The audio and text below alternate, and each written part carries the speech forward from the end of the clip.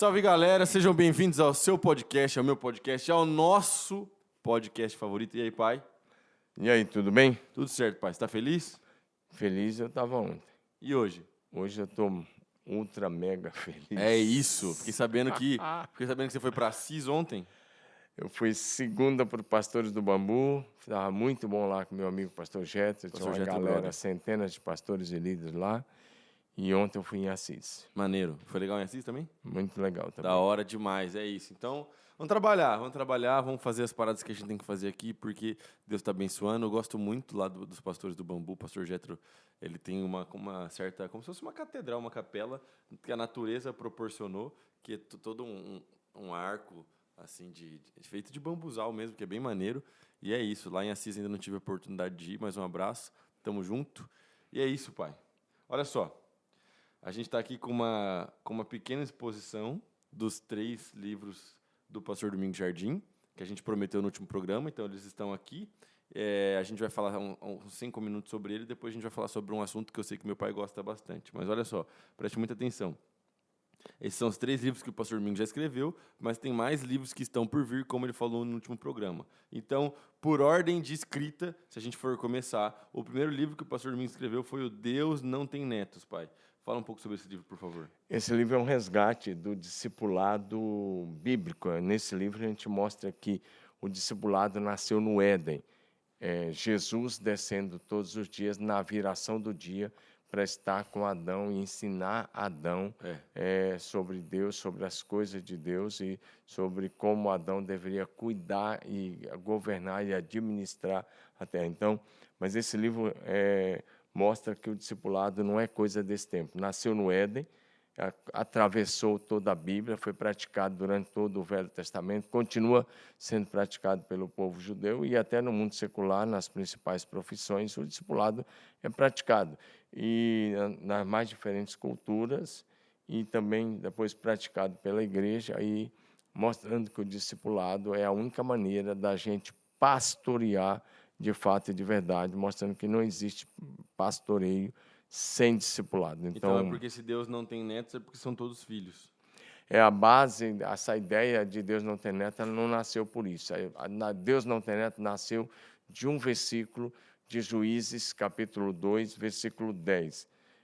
Onde nasceu a base desse livro, foi Juízes 2:10, que fala assim: morreu Josué e os seus líderes, e levantou-se uma nova geração que não conhecia o Senhor, nem os grandes feitos de Deus a Israel. Juízes 2, versículo 10.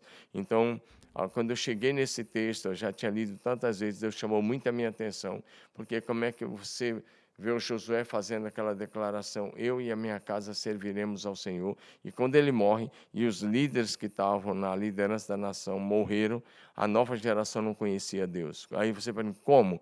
E a resposta é: os pais não discipularam os filhos e não passaram para os filhos o legado da fé. Então não adianta ter pais santos como a geração de Josué e filhos que não conhecem a Deus, que foram os filhos deles. A geração que cresceu na terra prometida não conhecia a Deus. Então a ideia é essa. E a outra ideia é a ideia do avivamento do país de Gales. O país de Gales, nos dias de Evans Robert, que 1904 a 1906 ali, que o auge do avivamento, onde eles ganharam mais de 100 mil pessoas para Jesus em 6 meses, e onde no período do avivamento do país de Gales, 91% da população frequentava as igrejas cristãs. E 50, 60 anos depois do avivamento, esse número de 91%, veja bem, 91% frequentava as igrejas evangélicas no período do avivamento, 91% da população galesa. 50, 60 anos depois, 1,5% da população estava frequentando isso. Então, quando eu li isso, eu fiquei mais convencido ainda. A geração do avivamento fica muito empolgada, não discipula a nova geração, e aí, cada vez que os pais não discipulam os filhos, não se discipula a nova geração, você perde a próxima geração da igreja. Daí a ideia é Deus não ter netos. Eu queria que você guardasse essa informação, porque sem a gente combinar o que eu ia conversar com você hoje... Desculpa. Sem a gente combinar, o que eu ia conversar com você hoje era exatamente sobre o fato de que se você acha que um avivamento é o mover de Deus, ele deve ser duradouro ou não. Então, segura essa informação que a gente já vai conversar sobre ela hoje. porque eu estava lendo algumas coisas e eu queria que a gente conversasse sobre isso. Pode ser ou não? Sim. Porque senão a gente vai dar spoiler do programa. Tá. Eu não ia te falar, porque eu nunca falo a pauta pro meu pai. A gente não chega aqui porque eu não quero que fique uma parada engessada. Então eu chego aqui e eu trago o assunto pro meu pai, que eu sei que é um assunto que ele vai desenvolver. Fala rapidão, então, do Apocalipse e do Imitadores, para a gente já entrar no tema. Então, esses dois primeiros livros, Deus Não Tem Neto e Apocalipse, O Tempo do Fim Chegou, que é o segundo livro, foram lançados pela editora Vida, né? E o Apocalipse, na verdade, é uma mensagem que eu gostaria de compartilhar e que estamos compartilhando, que é preparar a igreja de Jesus para o tempo do fim. Não estou dizendo com isso que o fim chegou, não é isso, não sou sensacionalista, jamais serei, mas é uma ideia de que a igreja precisa estar preparada para o tempo do fim. É claro que eu mostro os sinais que já se cumpriram, os que faltam se cumprir, e tem muito o assunto, são 22 capítulos bem assim intensos sobre a volta de Jesus. E não falo de coisa ruim, não. Você não vai ler ficar com medo, você vai ler vai ficar empolgado, porque eu vou mostrar que os últimos sinais apontam tudo para derramamento do Espírito Santo, o grande avivamento, a grande colheita de vida, a igreja sendo vencedora e não uma igreja perdedora. A história não se encerrará com o triunfo de nenhuma ideologia política ou religiosa, mas com o triunfo de Jesus Cristo. E o último livro, Imitadores de Cristo, é o resultado de muitos anos de oração, né? À medida que cada vez que eu me ajoelho e todos os dias eu vou lembrando a Deus, pedindo que o Espírito Santo gere em mim o caráter de Cristo, a integridade de Cristo, a fé de Cristo, a bondade de Cristo, a humildade de Cristo, a mansidão de Cristo e assim por diante. Todas as qualidades que eu encontro em Cristo Jesus, eu tenho orado ao longo de todos esses anos. E ano passado, Deus parou minha agenda no mês de fevereiro, com a cirurgia que eu passei no rim, para a retirada de um cálculo renal, e eu fiquei com a agenda parada aí há uns 17 ou 20 dias ao todo, eu acho, e 4 dias no hospital e mais uns 15 em casa, acho que 20 dias ao todo. E aproveitei esses dias e escrevi esse devocional, são 366 devocionais, todos eles apontando para a imitação de Cristo. Então, é bem sucinto, 1.500 caracteres cada dia, todo dia tem um tema, tem um versículo, tem uma palavra-chave, e a gente trata daquilo, tem um espaço para anotação. A ideia é levantar uma geração de imitadores de Cristo. Beleza, pai. Aí, então, agora a gente entra nesse assunto. Eu gosto demais de todos esses livros, obviamente que eu li os 3. Então, eu acho que você deve adquirir os 3. Eu não tenho um favorito, mas se eu fosse eleger assim, olha, Davi, eu estou com dinheiro para comprar um só, qual que eu compro? Hoje, na minha humilde opinião, você compraria Imitadores de Cristo, que eu acho que vai te acompanhar 2024 inteiro. Mas, eu estou com uma graninha sobrando e tal, estou com uma parada maneira, o que eu vou fazer? Compro os 3 logo de uma vez, entendeu? A gente sabe o que a gente poderia fazer, um box. Depois Vamos fazer um combo a aí. gente faz um box, a gente faz um combo, e a gente não tem o combo ainda, não está pronto, mas quando tiver pronto o box com os livros do Pastor Domingos, aí, esses 3 livros, a gente faz uma combinação maneira, beleza? Então, olha só, no Deus Não Tem Neto, fala-se um pouco sobre avivamento, sobre discipulado. Obviamente que eu já li esse livro, foi o primeiro que você escreveu. Esse é um livro pré-pandemia, na verdade, né? Sim. Porque o mundo se divide agora pré e pós-pandemia. Mas olha só, eu estava falando sobre isso esses dias com a minha esposa. E aí a gente entrou num debate, mas numa argumentação do tipo: quando a gente olha para a história da igreja, e principalmente para a história recente, certo? A gente vai ver que houveram vários movimentos do Espírito, vários despertamentos, vamos chamar assim. Então, lugares ao redor do mundo todo. Isso aconteceu na Ásia, isso aconteceu na África, isso aconteceu nos Estados Unidos, isso aconteceu no Brasil, isso aconteceu na América do Sul, isso aconteceu na Colômbia, isso aconteceu na Argentina. Vários despertamentos onde a igreja parece que estava passando por um momento esquisito, por um momento, talvez até, digamos assim, de frieza espiritual em alguns lugares. E aí surgem homens e mulheres de Deus, surgem, às vezes, grupos de jovens, ou um pastor, ou uma pastora, ou igrejas, começam uma busca em oração e algo acontece. Só que ao mesmo tempo que a gente percebe que algo acontece, a gente vai ver que vários desses movimentos, eles tiveram uma chama que foi acesa e depois essa chama, de certa forma, parece que ela arrefeceu. Você citou, por exemplo, a questão do País de Gales, que foi uma chama muito forte, mas que foi uma chama que durou ali talvez 50 anos, vamos dizer assim. Ou menos. Ou menos de 50 anos. E aí fica o meu questionamento sincero, porque eu e a Jamila, a gente entrou num debate, mas a verdade aqui é que a gente não chegou numa conclusão. A gente deixou o assunto aberto. Então eu falei, eu vou conversar com meu pai. Esses movimentos do Espírito na igreja contemporânea, eles são feitos para durar ou eles são uma onda? Posso começar lá atrás? Pode. Antes de falar da igreja atual. Como você Precisava quiser. começar lá.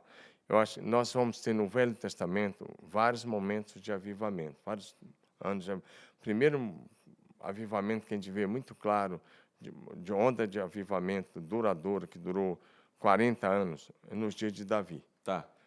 No dia de Davi, quando ele leva a arca para Jerusalém, e ele coloca a arca naquele tabernáculo aberto, que não tinha Santo dos Santos, não tinha, as pessoas podiam dançar, cantar, celebrar em volta da arca.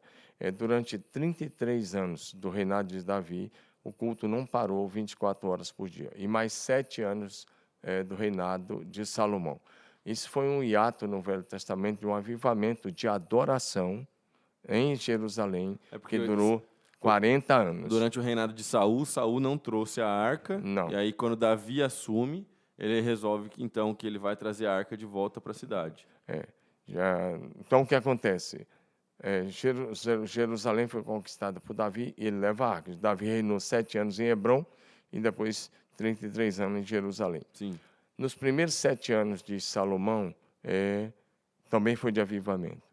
Até ele era um cara de muita oração. Lembra que na inauguração do templo ele orou e fogo caiu no holocausto. Ele orou e a glória se manifestou no templo. Ninguém podia ficar de pé. Mas naquele dia colocaram a arca no lugar chamado Santo dos Santos.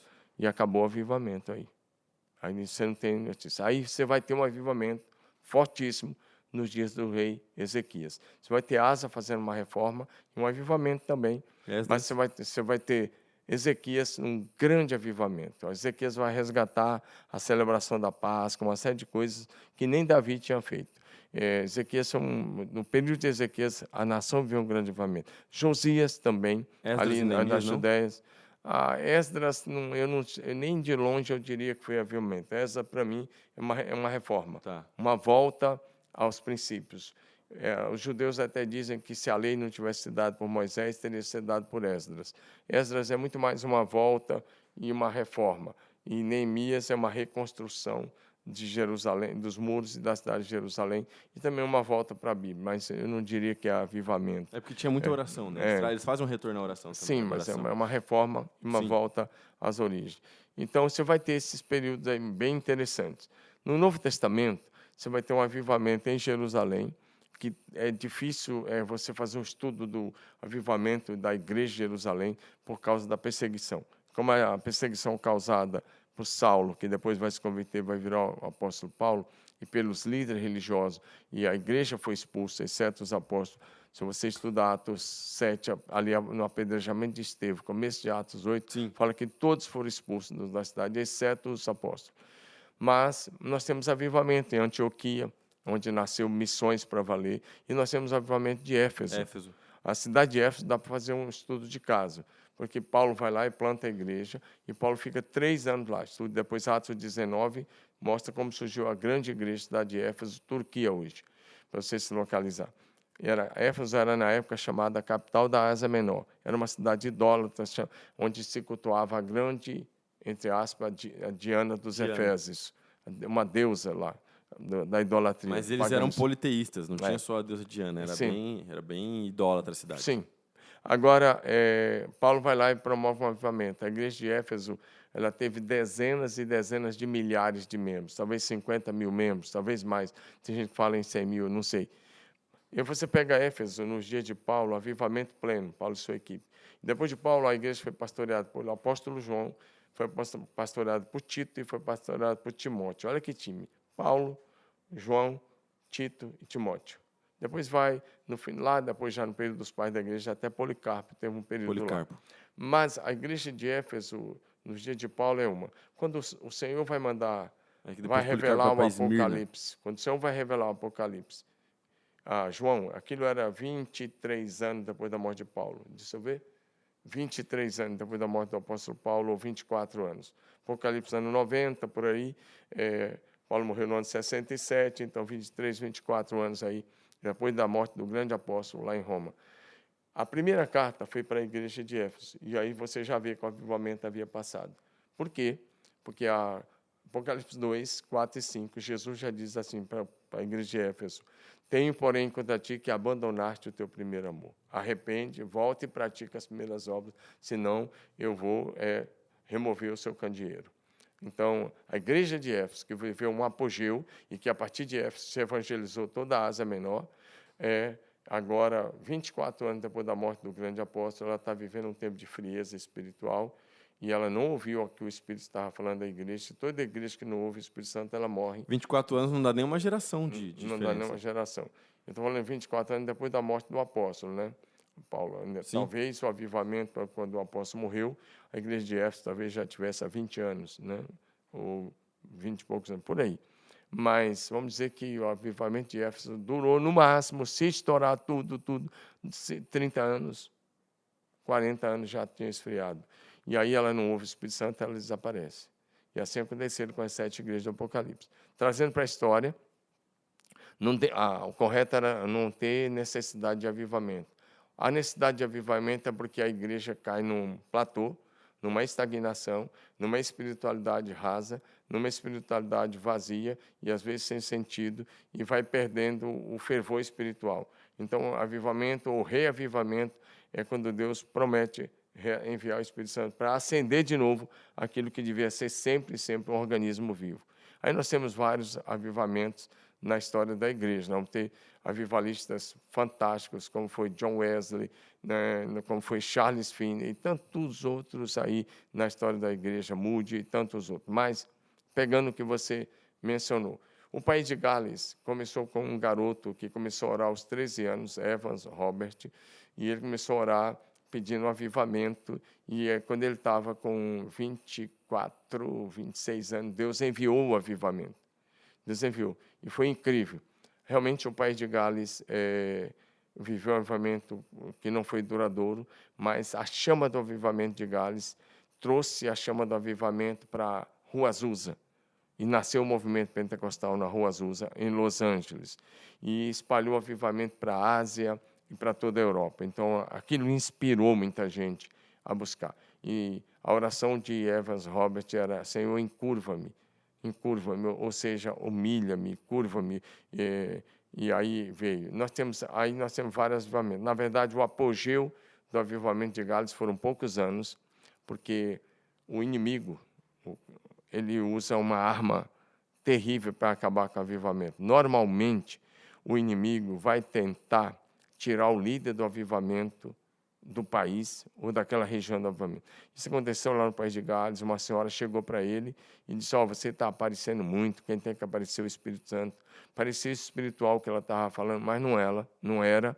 E ele acabou, saiu, foi para uma fazenda e, na verdade, ela queria casar com ele, acabou casando com ele e, na verdade, ele acabou ficando depressivo no final da vida. E nós tínhamos muitos avivamentos, tanto na Inglaterra, o que salvou a Inglaterra até da destruição foram os avivamentos, promovidos especialmente nos dias de John Wesley e outros avivalistas ali que passaram, homens fantásticos de Deus. Mas tinha um avivamento na Escócia, tinha um avivamento em vários lugares do mundo. Os Estados Unidos foi fruto de avivamento. Os Estados Unidos se tornou o que ele se tornou por causa dos grandes avivamentos e dos grandes avivalistas, como eu disse. Charles Finney foi um deles que eu considero o maior deles, porque as pessoas que se converteram com Charles Finney foram mais de 500 mil, permaneceram firmes. Moody foi outro, e tantos outros. As principais universidades americanas surgiram como resultado de movimentos de avivamento. E só para fechar essa questão, um dos avivamentos que eu acompanhei de perto foi o avivamento aqui na Argentina. Sim. No final dos anos 80, começo dos anos 90, Deus enviou um avivamento para a Argentina. E o inimigo usou mais uma vez essa tática de tirar os líderes do avivamento. Quando eles se tornaram muito conhecidos, eles se mudaram todos para os Estados Unidos e alguns para a Inglaterra. E quando o inimigo tira os líderes do avivamento do país, normalmente o avivamento morre, e o avivamento da Argentina morreu, infelizmente. Aqui no Brasil, nós vivemos também, assim como Israel viveu no período de Davi um avivamento de adoração. Aqui no Brasil, nós vivemos nos últimos 60 anos, quase 60 anos atrás, Deus começou um movimento de avivamento no ano 64, por aí, 1964, vindo do movimento que surgiu a Igreja Batista Nacional. Tiveram vários líderes proeminentes aí. Eu conheci alguns deles, eu trouxe um deles aqui em Marília umas 2, 3 vezes, e foram um movimento de avivamento. Desses movimentos de avivamento dos anos 60 e 70 surgiram as comunidades, Sim. como movimento de avivamento, várias comunidades no Brasil, como na comunidade de Porto Alegre, de Goiânia, Rio Grande do Sul e Goiás tiveram focos de avivamento. São Paulo, Belo Horizonte. A Igreja da Lagoinha surgiu como movimento de avivamento. Foi conduzido esse movimento Belo Horizonte por uma missionária americana chamada Rosalie Appleby, e ela que foi a fundadora da Lagoinha. E nós vivemos um movimento de avivamento de adoração no Brasil recente, que foi com a Ana Paula Valadão e o Diante do Trono. Não tem como você estudar a história de avivamento do Brasil e não chegar no avivamento moderno dos anos 60 para cá, e também que surgiram as comunidades e outras igrejas, e não falar do movimento de avivamento de adoração com a Ana Paula e o Diante do Trono. Porque é simplesmente olhar os vídeos e dar uma olhada. Por exemplo, em 2002, eles colocaram 1.200.000 pessoas na esplanada do Ministério em Brasília. Você estava lá em Brasília na época? Minha irmã foi na gravação, eu não fui. Sua irmã tinha o que ali? 11 anos, 10, 11 anos. E você, 9 anos, sei lá. 9 anos. Aí o que acontece? 1.200.000 na esplanada do Ministério, sem TV, era só, e nem sem rede social como se tem hoje, só divulgando e o pessoal foi. 2 milhões de pessoas no Campo de Marte, mais de 2 milhões, aqui em julho de 2003, no Campo de Marte, São Paulo, debaixo de um frio de 7 graus. Graças a Deus estava aquele frio. Mais de 2 milhões de pessoas. Não tem como você estudar e não chegar à conclusão de que o Brasil viveu um avivamento de adoração e inspirou muita gente. Só que, de novo, os líderes do avivamento de adoração no Brasil, e aí não só a líder do Diante do Trono, mas muitos outros, também se mudaram para a América. Hoje, a maioria dos cantores gospel, os principais nomes, já moram na América. Mas não acabou. Deus tem uma promessa do maior avivamento de todos os tempos que está para chegar. Depois a gente pode conversar depois sobre os profetas de Orlando aí, que eu tenho uma opinião meio polêmica a respeito disso. Mas a questão é a seguinte: você falou uma parada de Apocalipse 2. Eu tenho várias perguntas a respeito daquilo que você falou. Vamos. Mas vamos aqui primeiro para Apocalipse 2. Primeira coisa, então. O texto que você citou. Eu vou ler na nova versão transformadora. Veja, até onde você caiu, arrependa-se e volte a praticar as obras que no início praticava. Do contrário, virei até você, tirarei seu candelabro de seu lugar entre as igrejas. Essa é a palavra de Deus para a igreja de Éfeso. Carta de Jesus para a igreja de Éfeso. Exatamente. É o próprio Deus falando aqui, é Jesus. Sim. Qual é a interpretação que você traz para quando Jesus está falando, eu tirarei o seu candelabro do lugar? Sim. Qual que é a interpretação que você traz a respeito desse texto? Aí só voltando à igreja de Éfeso, o avivamento foi tão grande que Atos 19 fala que os membros da igreja de Éfeso, vamos lembrar, uma época que não tinha imprensa, que os livros eram escritos à mão, com pena e tinta. Eles queimaram em praça pública, na cidade de Éfeso, o que eles queimaram de livro de magia. Foi feito um cálculo, o Lucas disse que era 50.000 denários foi queimado de livro. Isso, um denário pagava um dia de serviço de um trabalhador normal do mundo da época. O que eles queimaram de livros pagaria, na época, 50.000 dias. Para você ver a quantidade de pessoas e como eles estavam convertidos, como eles romperam com as velas práticas. Eles queimaram os seus livros de magia. Agora, quando chega Apocalipse 2 e respondendo a você, no grego aí a ideia é, quando ele diz, eu vou remover o seu candelabro, ele tá, não se usa esse termo, mas literal a tradução para o português é, vou desigrejar você, ou seja, você vai deixar de ser igreja. Se você não voltar às práticas lá do teu primeiro amor, você vai deixar de ser igreja. E foi o que aconteceu. Então, aí aqui, então acho que eu posso fazer uma interpretação por inferência. Aí você me corrige se eu estiver errado. Todo mover do Espírito e tudo aquilo que Deus fez em Éfeso era para ter sido longevo e duradouro.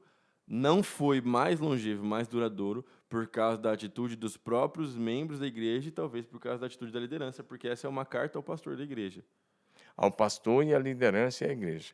Porque começa a se dirigindo ao pastor. Você tem que saber que uma carta só chega na igreja se o pastor quiser. Exato. Você vier uma carta para cá e eu leio e foi interessante, eu posso ler para a igreja. Se não foi, eu boto na gaveta ou então jogo no lixo. Então era assim.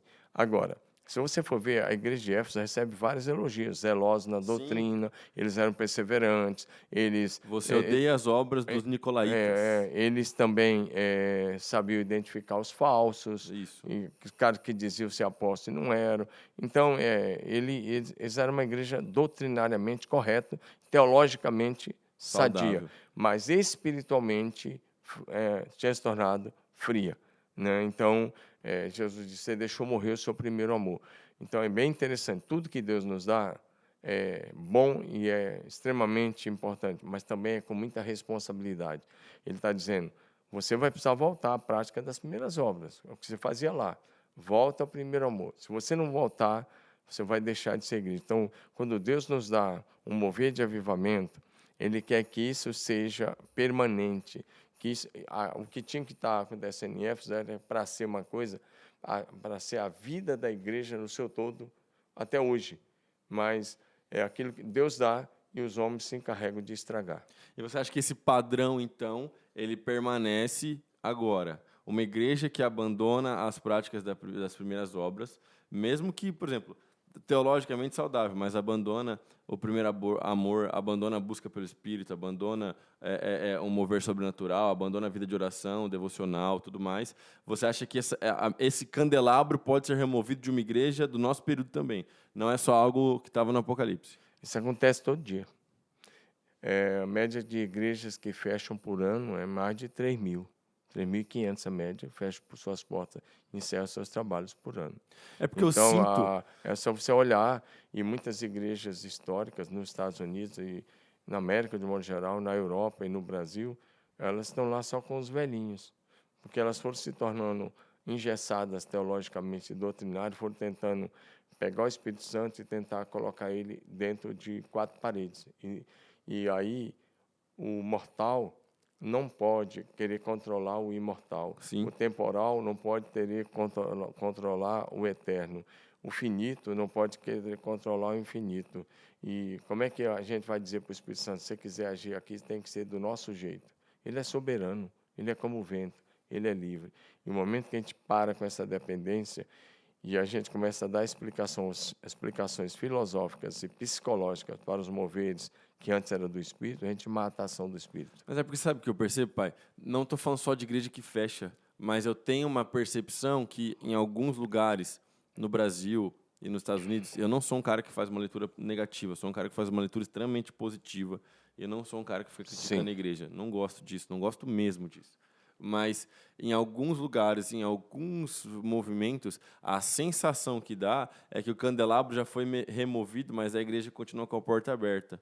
A sensação que dá é que em alguns lugares, e isso é muito nítido em vários lugares no Brasil, nos grandes centros, é que você tem reuniões excelentes, muitas vezes reuniões cheias de gente, tem gente.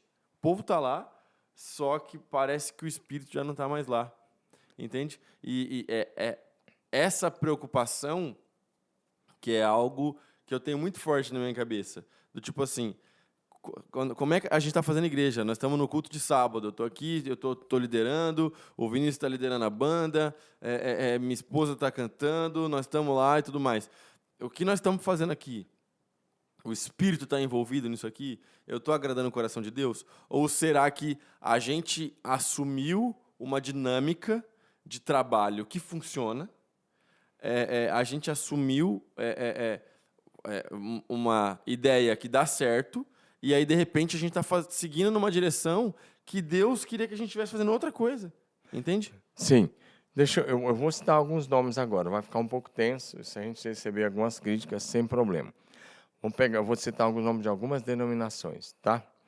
De que isso aconteceu, e vou citar depois o que está acontecendo, por outro lado, recentemente. Tá bom.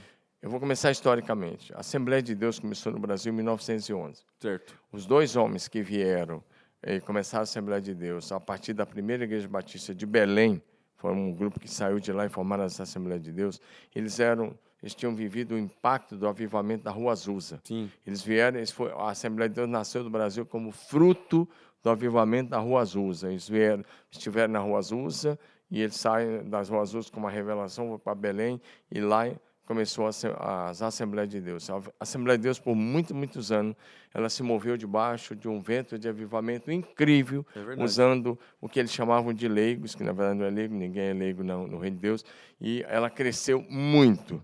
Só que depois entraram os donos, os senhores, o modelo dos senhores feudais, são verdadeiros feudos, os campos onde tem os seus donos, e a política interna da igreja, e a política mesmo externa, matou o avivamento da Assembleia de Deus.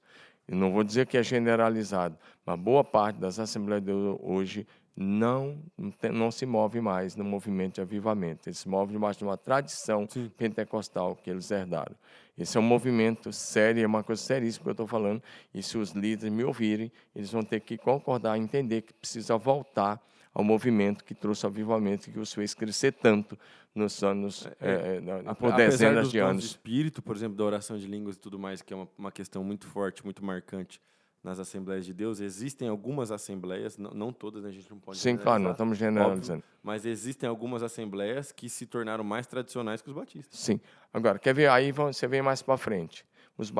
A Convenção Batista Nacional, que saiu da Convenção Batista Brasileira, com José Lins do Rego, Rosalie Appleby e tantos outros que foram ícones, tem igrejas tão boas até hoje em São Paulo e pelo Brasil todo, nasceu de um movimento de avivamento.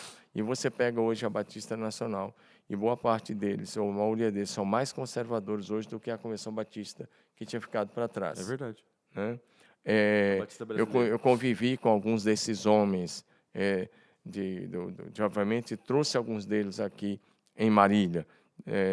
E eu até esqueci o nome eu estou com a cabeça assim, mas foi que um deles foi o fundador da Igreja Batista do Povo. Ele viajou o Brasil promovendo avivamento, o Brasil todo, morreu com quase 100 anos. Aí, para quem não conhece a história da igreja, houve avivamento dentro dos batistas. Sim, e aí, mas você olha hoje, se você olhar a nossa prática, a prática das igrejas batistas hoje, que são mais contextualizadas, esses irmãos deixaram o avivamento morrer. Quer ver outra denominação? Vou citar só mais duas.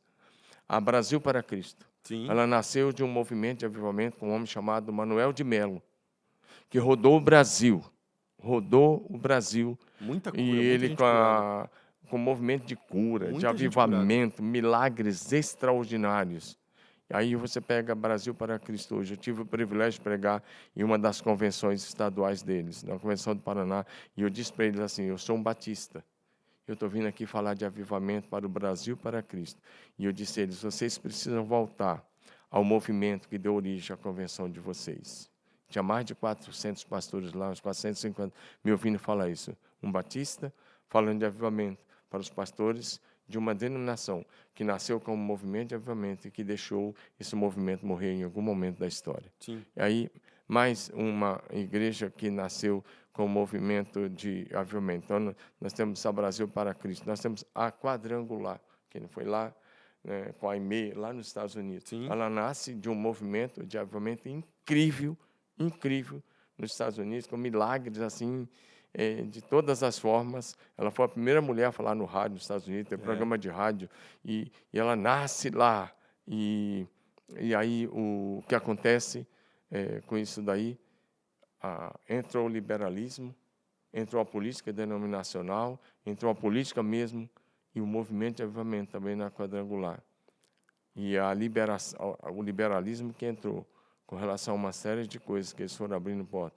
O avivamento da quadrangular também se foi na maioria dos lugares. Tem as suas exceções. Então, rapidinho, eu te falei das Assembleias de Deus, que é a maior denominação do Brasil até hoje. Sim, gigante. É uma gigante, tem milhões de membros. Te falei da quadrangular, que vem lá de 1920, com a IME por lá. Te falei Dos batistas. batistas nacionais que saíram do movimento de avivamento incrível, incrível, e que começou em São Paulo, Campinas, Belo Horizonte e tantos lugares, né? E eu te falei da Brasil para Cristo, né? Que o Manuel de Melo, ele fluía numa dimensão de milagres incrível. E Em todas essas dominações, gente, tem gente boa pregando evangelho, sim, eu não tô, buscando avivamento. Isso não é uma parada que a gente está colocando todo mundo no mesmo pacote. Eu tenho amigos, homens santos de Deus, em todos esses lugares. E tenho amigos, eu conheço pessoas corajosas, muito corajosas, como o próprio Silas Malafaia, que está aí, um cara corajosíssimo. Eu já vi ele abraçar várias causas e sair vencedor. Eu espero que essa última que ele abraçou também, que está aí com relação ao STF, ele também saia vencedor. Um cara que eu admiro, tenho o meu respeito e tenho a minha admiração. Posso não concordar com tudo que ele diz, mas acho ele um dos homens mais corajosos hoje no Brasil, por estar enfrentando o que ele enfrenta e com muita coragem. E é da Assembleia de Deus, Vitória em Cristo. E assim por diante. E tem muita gente boa lá, eu tenho amigos lá dentro. Não, na Assembleia, né? Eu tenho um monte de amigo quadrangular. Tem gente boa, mas a questão é que a história poderia ser diferente. Eu tenho amigos na quadrangular, tenho amigos no Brasil para Cristo, tenho muitos amigos na Batista Nação. Eu só citei isso. E sem contar se a gente fosse falar da Deus e Amor, por exemplo, também, né? A Deus e Amor também, nasce do movimento de avivamento, né? Agora, deixa eu só falar uma coisa sobre a modernidade, agora, para nós.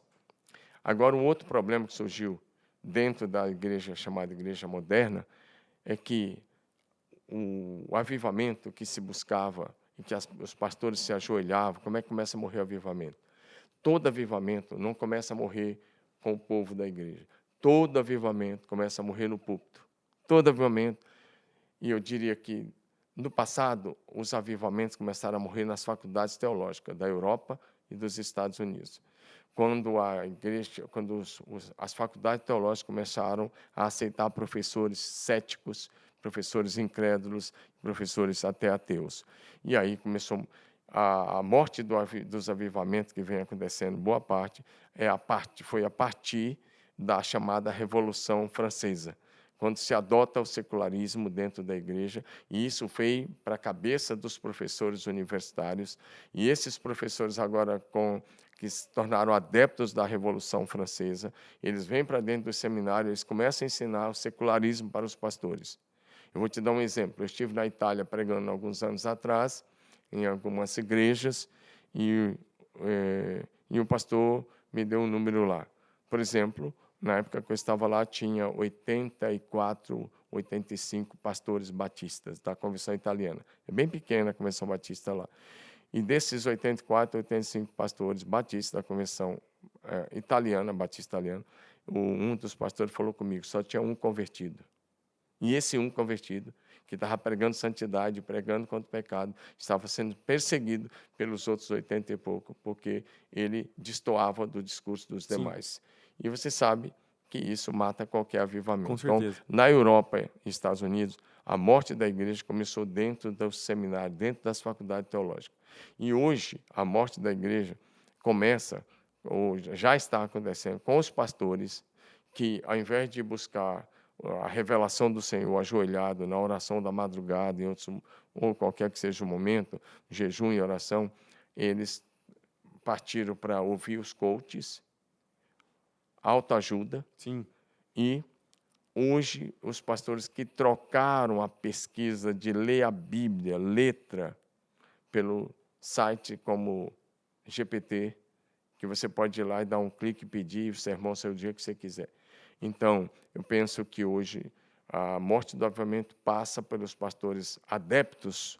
Não tem nada contra o mundo do coach. Quer ser coach, vai ser coach, sem problema. Tem membros coach, vai lá e faça sucesso. Mas quando o pastor troca a revelação bíblica a busca do Espírito Santo pelas estratégias do coach, pelas estratégias de outras ferramentas, pelas estratégias de autoajuda Sim. e os sites que estão aí para fazer o sermão prontinho, para chegar a apresentar um prato requintado que não foi gerado na oração para o seu povo, isso traz morte. E aí nós temos morte no púlpito e tem morte do avivamento nos bancos. Se a gente for olhar na realidade, existe uma questão muito interessante que é, por exemplo, você falou sobre a Revolução Francesa, mas até um pouco antes da Revolução Francesa, a gente tem uma questão, se eu não me engano, foi antes mesmo. É que eu tentei até aqui pesquisar para não dar orelhada, mas eu estou sem 4G aqui. Que foi a questão do iluminismo, né? Sim. Que é mas o iluminismo é antes da Revolução Francesa, né? O renascentismo e o iluminismo, que é quando você começa uma interpretação do mundo e da vida em detrimento somente da razão, como se a razão fosse oposta à fé em Deus. Então, aí quando aí a gente fala, mas isso tem séculos, mas na verdade isso ecoa até hoje, né? A gente tem vários embates até hoje que a gente eu enxergar a vida através da lente da palavra de Deus, eu sou um cara limitado, eu sou um cara religioso, eu sou um cara fanático.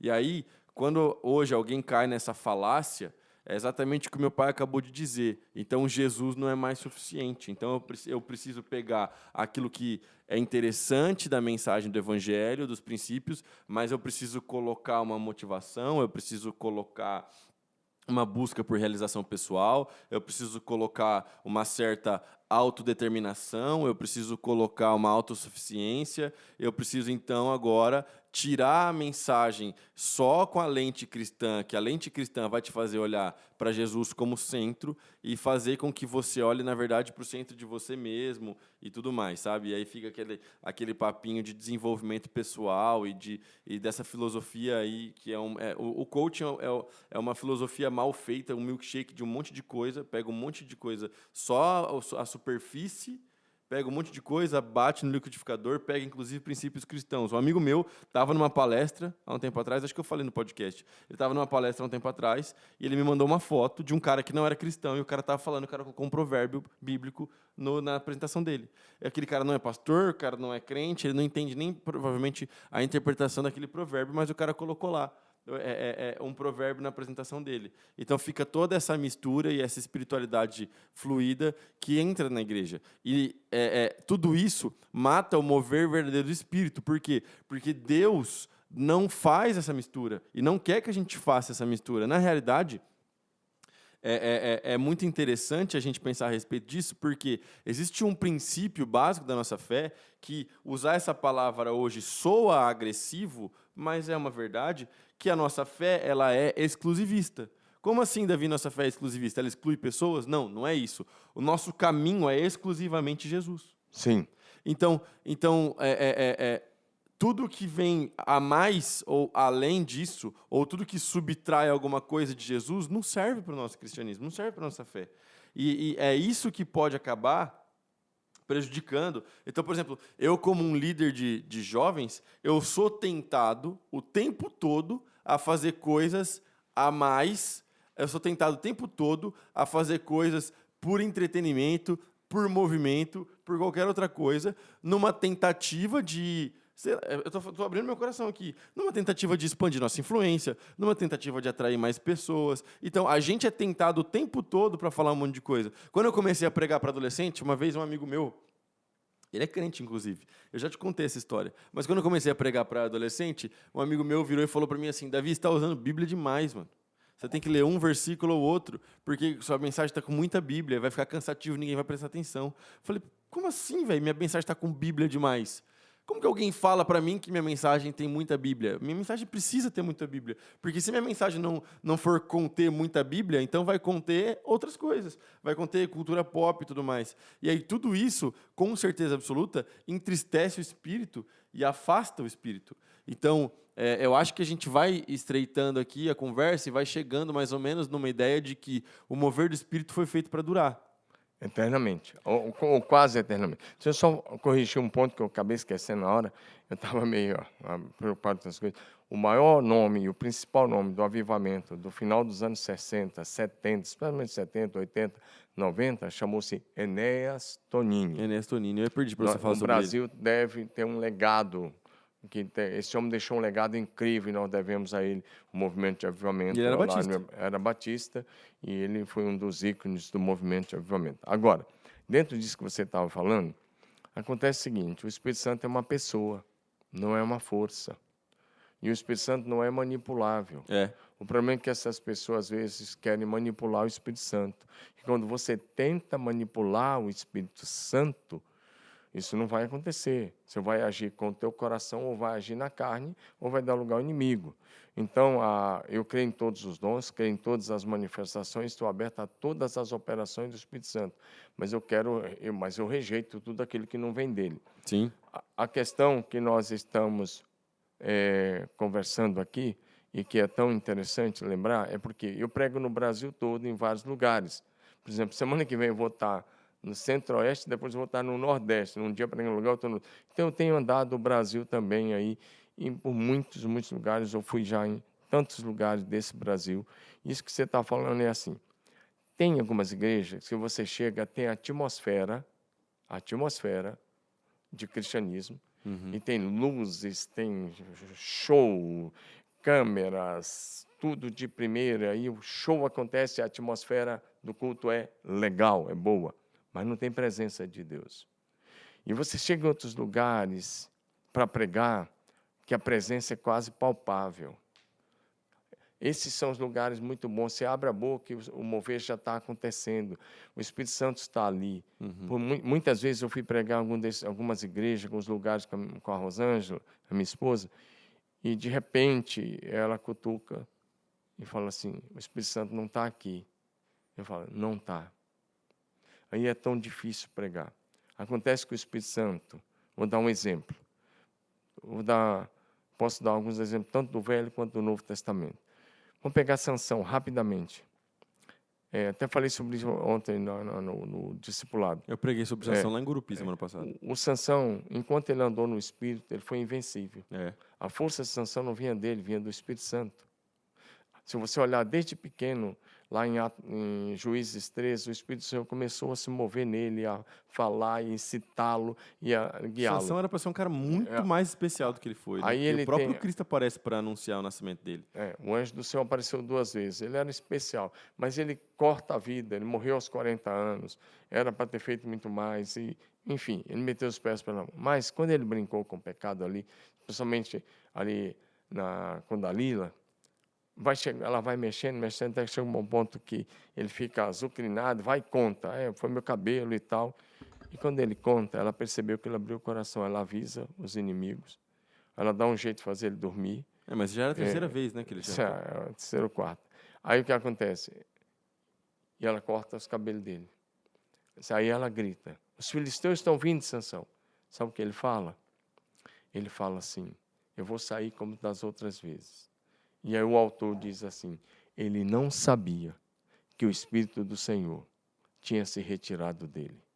Nessas igrejas que você chega para pregar, e são muitas, nessas igrejas que tem, às vezes, fumaça, luzes, câmeras, tem tudo show. A gente não é contra isso, porque a gente tem tudo isso. A gente também tem tudo isso. Tem atmosfera, mas não tem presença manifesta. O Espírito Santo já se retirou. E as pessoas estão adorando a adoração, celebrando a celebração e fazendo um culto que satisfaça o ego. A posição do pregador é: o que eu vou fazer o que eu vou pregar para agradar? Os pregadores avivalistas do passado, não é saudosismo, por favor. Os pregadores avivalistas do passado, eles não estavam preocupados em pregar para agradar a plateia, estavam preocupados em pregar para transformar. Nós temos que pregar para informar, tudo bem, mas nós não somos contadores de história. Nós temos que pregar para fazer para que haja uma autoconfrontação, e a partir da autoconfrontação de cada pessoa possa haver autotransformação. João Batista quando eu numerei, esse cara, desculpa a palavra cara, João Batista, esse jovem que morreu novinho, aos 33 anos, João Batista promoveu um avivamento no deserto, um avivamento incrível. Ele batizava a média de 150 pessoas por dia, diz o Flávio Josefa. Josefa foi testemunha disso. Está no livro História dos Hebreus. E o Flávio José disse que ele batizava a média de 150 pessoas por dia, mais de 5.000 pessoas por mês. Se ele fez isso durante 2 anos e meio, você imagina quantas pessoas ele batizou. Ele era 6 meses mais velho que Jesus e morreu 6 meses antes de Jesus. Ele promove o avivamento. E se você olhar a mensagem de João Batista, não era água com açúcar. Não era pregar para agradar. E você tem um avivamento no deserto, porque as pessoas de Jerusalém, de toda a Judéia e de todas as cidades ali da região iam para o deserto para ouvir João Batista. O templo em Jerusalém tinha 2 sumos sacerdotes, Anás e Caifás. Sim. Tinha sacerdotes, tinha levitas, tinha os cantores, tinha sacrifício, tinha tudo. Era uma das 7 maravilhas do mundo da época, mas não tinha presença de Deus. Quem quisesse ouvir a voz de Deus tinha que andar 20 quilômetros, 24 quilômetros. Quem estava mais perto, 7, 10 quilômetros, ia encontrar um jovem que se vestia de pelo de camelo, comia gafanhoto e mel silvestre, porque ele era a voz de Deus. Avivamentos são promovidos por homens que se tornam a voz de Deus para a sua geração. Sim. Só um disclaimer rápido aqui, porque eu falei uma questão e ficou solta, senão talvez você pode ficar bravo comigo. Quando eu falei que o próprio Cristo aparece para anunciar o nascimento de Sansão, é porque o anjo aparece para a esposa de Manoá e fala que ela seria mãe, e depois Manoá chega e pede para Deus para ver o anjo, ele ora, e Deus envia o anjo do Senhor. E aí ele pergunta qual que é o nome do anjo, e o anjo fala: meu nome é tão maravilhoso que você jamais poderia compreender. Isso é chamado de cristofania ou teofania, né? Aparições pré-encarnadas de Jesus Cristo. Ele constrói um altar e ele vai oferecer uma oferta. E aí o anjo do Senhor sobe no altar, recebe a oferta e depois ele desaparece. E aí o Manoá fica apavorado e fala: a gente vai morrer porque a gente viu a Deus. E a mulher dele, muito sábia, fala: olha só, se fosse para a gente morrer, ele tinha matado a gente e não teria recebido a oferta. Nenhum anjo do Senhor tem autorização para receber a oferta de adoração. Você vai ver no Apocalipse que quando João cai diante do anjo, o anjo fala: não, levanta. Agora. Não é para mim. Então, é por isso que eu falei, tá? Só para fazer a justificativa teológica. Mas, caminhando para o final, é exatamente isso. Então, gente, na realidade, a gente pode falar sobre isso uma parte 2, porque é um assunto que a gente tem que conversar à exaustão, que, na realidade, avivamento, ele não tem um formato humano. Não. Ele tem o formato de Deus. Essa era a mensagem que eu queria ter pregado na Deep Conference. Não consegui pregar de maneira satisfatória. Talvez eu pregue esse semestre essa mensagem. Mas é exatamente o fato de que o avivamento ele não veio conforme os judeus esperavam naquele tempo, porque ele não veio nos moldes da religião. Porque a religião, naquele tempo, que era algo que Deus tinha dado para eles como princípio, já havia se corrompido. Tinha 2 sumos sacerdotes, mas não era para ter 2 sumos sacerdotes. O sumo sacerdote era para ser um só. Então, o cargo já havia se politizado. O templo já havia virado um lugar de comércio. A gente fala sobre a venda das indulgências na Igreja Católica, mas na porta do Templo de Jerusalém tinha comercialização da fé. Tinha até câmbio. Do mesmo jeito que tem gente que me manda mensagem querendo vir aqui para pregar e quer 20 mil reais por mensagem pregada. Então, é a mesma coisa que sempre aconteceu, pessoas querendo vender a fé. Então, na realidade, Deus vai derramar o avivamento do formato que Ele quer. Aí Deus escolhe um homem chamado João. Deus faz João nascer de uma maneira maravilhosa, né, porque sua mãe não podia ter filho, e aí ele nasce de uma maneira maravilhosa, ele nasce de uma maneira fantástica, e ele poderia servir no templo porque ele era filho de sacerdote, e o sacerdócio era passado de pai para filho, mas ele não serve no templo e não usa as roupas sacerdotais.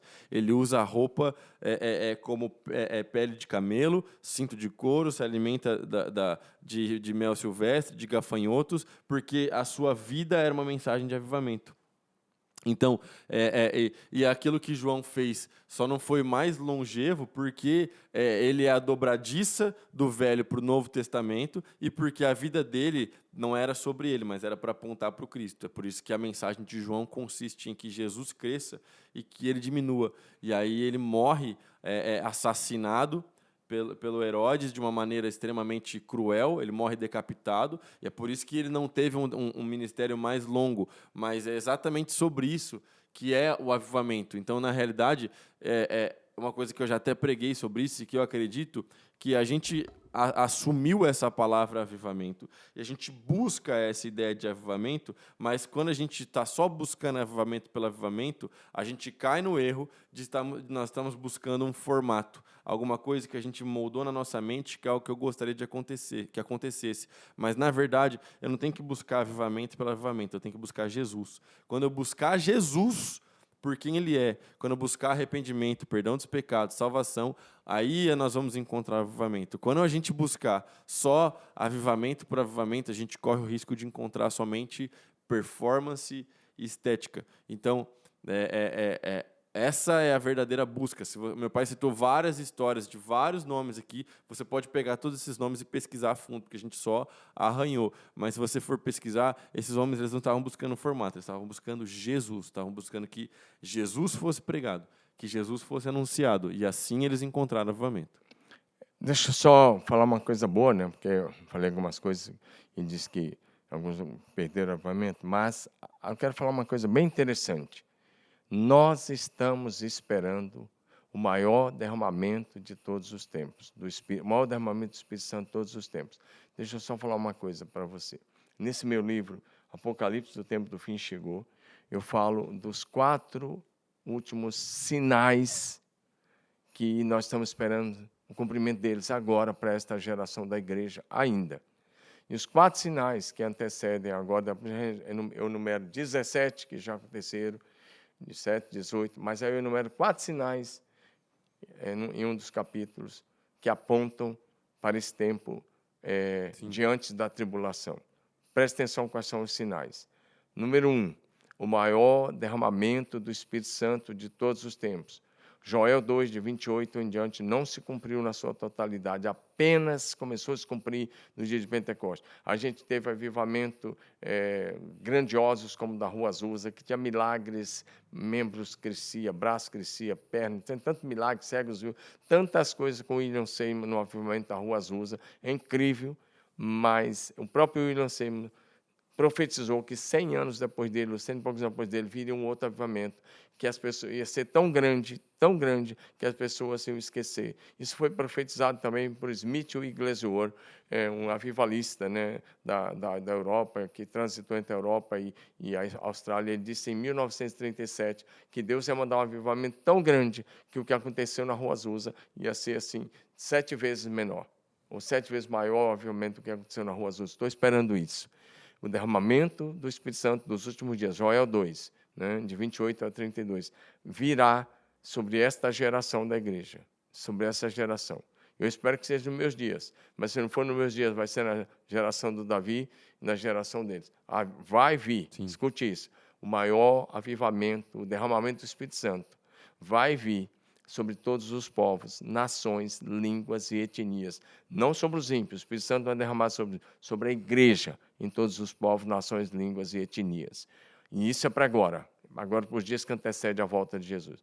Como resultado do maior derramamento de todos os tempos, nós temos o segundo sinal, o maior avivamento de todos os tempos, porque o derramamento do Espírito Santo, o maior derramamento do Espírito Santo de todos os tempos, promoverá o maior avivamento da história da igreja. O maior avivamento da história da igreja levará a igreja a pregar o evangelho em todas as nações. Mateus 24, 14. Jesus só volta quando o evangelho foi pregado em todos os lugares. E hoje isso ainda falta em muitos lugares. Esse é o terceiro sinal. E o quarto e último, a maior colheita de vidas para Jesus de todos os tempos. Nesse avivamento que estamos esperando, haverá uma colheita de, no mínimo, 1 bilhão de vidas para Jesus. 1 bilhão de vidas para Jesus. Nós estamos grávidos do maior derramamento do Espírito Santo de todos os tempos, o maior avivamento da história da igreja, a pregação do evangelho em todos os povos, nações e línguas, e a maior colheita de vidas para Jesus de todos os tempos. Então, o que está por à frente da igreja não é tragédia, não é caos. Nós não somos da teologia derrotista, da escatologia escapista, de que quem sai por último apaga a luz. Não. A igreja não caminha para o caos, a igreja caminha para o maior avivamento da história dela, o maior derramamento. A história não vai encerrar com uma igreja fria. A igreja vai viver um avivamento poderosíssimo. Aí, claro, nesses dias finais, vai ter um negócio aí chamado grande tribulação, vai. Mas a igreja que vai atravessar a grande tribulação é a igreja avivada no poder do Espírito Santo. E finalizando, repetindo, a igreja não caminha para o caos. A igreja caminha para o maior avivamento de todos os tempos. O maior derramamento do Espírito Santo, o maior avivamento, a pregação em todos os lugares e a maior colheita de vida para Jesus. E a história não se encerrará com o triunfo de nenhuma ideologia comunista, marxista. Não. A história se encerrará com o triunfo de Jesus Cristo e a sua linda e amada igreja. Amém. Glória a Deus. Olha só. Então, na semana que vem, a gente já vai ficar, então, com o próximo assunto. E nós vamos falar pelo menos 5 passos para que a gente possa manter a chama do avivamento acesa no nosso coração. A gente falou que tem que ser mantido, então a gente vai falar agora como ser mantido, certo? E nas próximas semanas aí vai sair aí o nosso desafio no campo de futebol, porque eu não esqueci, entendeu? A gente está vendo se vai ser um desafio de falta, se vai ser um desafio de travessão, enquanto a gente conversa de maneira descontraída aí, meu pai. Mas isso aí é assunto para outra hora. Daqui a pouco vai sair o corte no Instagram, você vai ver o corte. Lembra que eu te desafiei? Você não lembra, mas eu tenho... Cara, eu vou ter que voltar a jogar futebol. Estou um ano sem ir, cara. Eu tenho registro. Ou então a gente pode... Não, eu faço de esquerda. Ou então a gente pode fazer o desafio também na mesa de sinuca, mas esse aí é para outra hora. Mas olha só, presta muita atenção. No próximo episódio, então, pelo menos 5 passos de como manter a chama do seu coração acesa e a chama do avivamento acesa, beleza? Vai ser muito importante, muito legal. Se você prestar atenção, tem coisa aqui que a gente está conversando que é fruto de uma vida de relacionamento com Deus e de estudo. Então, valorize esse podcast, compartilhe com seus amigos, se inscreva no canal e um abraço do tamanho do Brasil. Deus te abençoe. Deus abençoe. Paz.